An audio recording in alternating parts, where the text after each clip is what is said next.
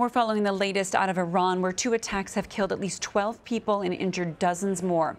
Suicide bombers and gunmen carried out near simultaneous attacks in Tehran, the first at the National Parliament building, the second at the Khomeini Mausoleum. ISIS has claimed responsibility. If confirmed, it would be the Islamic State's first major assault in Iran.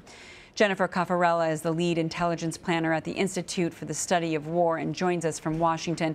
Jennifer, thanks for joining us. What do you think the significance is of the location of these 2 attacks? Sure. Well, ISIS is certainly trying to strike deep into the heart of Iran to target symbolic targets that are linked to the Iranian Revolution and, of course, the Iranian Revolutionary Guard Corps currently in power in Iran.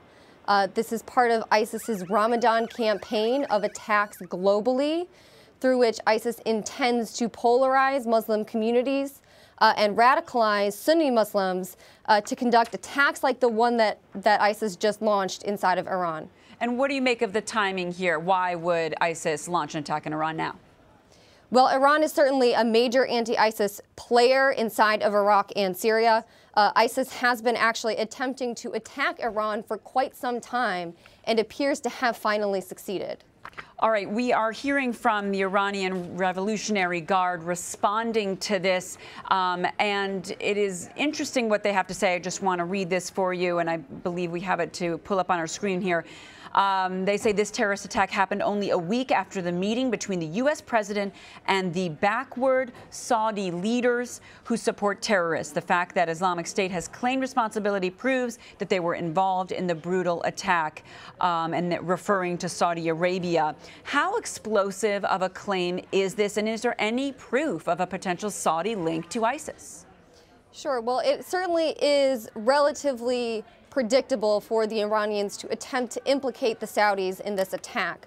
There's no evidence that I have seen yet offered of Saudi complicity actually in the attack itself.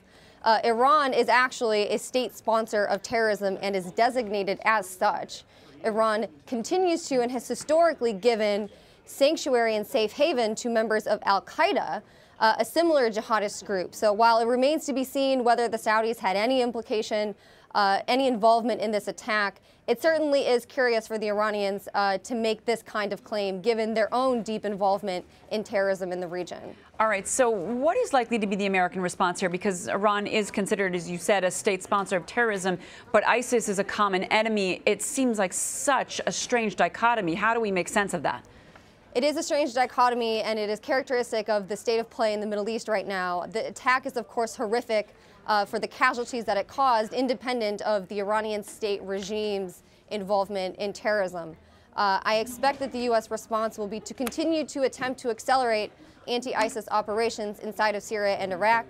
The attack on Raqqa was just launched recently this week, which is an attempt by the U.S. and local partnered forces to disrupt ISIS's ability to conduct this kind of global attack. And certainly sustaining pressure on ISIS in Iraq and in Syria is necessary, although I think that ISIS's successful attack in Iran demonstrates that the pressure in Syria and Iraq is not sufficient in order to prevent this kind of tragedy from occurring. All right, Jennifer Cafarella in Washington for us. Thank you so much for your time. Thank you.